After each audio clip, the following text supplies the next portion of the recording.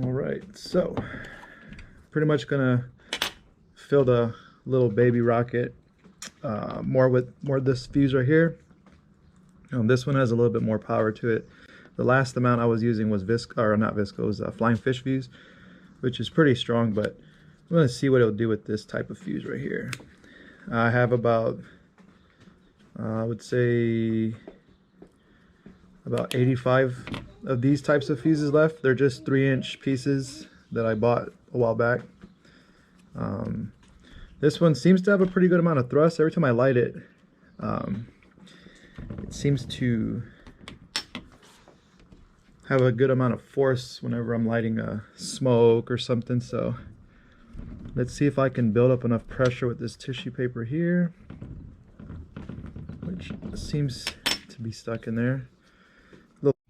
Okay, I'm gonna give a quick test of my Alpha Fire system. I've had it for a while now. I hardly ever use it too. I mean, I got a whole bunch of stuff that I don't really use a lot, but I like having it just in case I ever want to use it. I'll do a little bit better review over it, but for now I'm just gonna see if I can get this rocket to fire with my system. I'm not sure if it's gonna work, only because the fuse is kind of tightly packed into that nozzle, but we'll give it a test run and we'll see if it'll work. 3, 2, 1.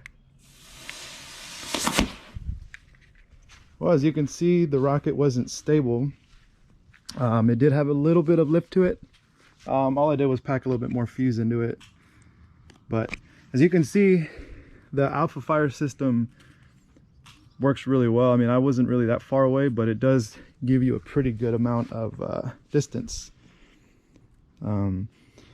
This thing, I think I paid like $20 for it, if I'm not mistaken, on Pyro Creations. It's been a while since I had it, but today's kind of like rainy, so I figured it'd be a good day to launch a fuse rocket just in case it stays on, kind of like that right there. I don't like launching fuse rockets when it's not wet because sometimes they smolder like that and I don't want to cause a fire in my backyard, or over the fence rather. But as you can see, the rocket didn't want to take off.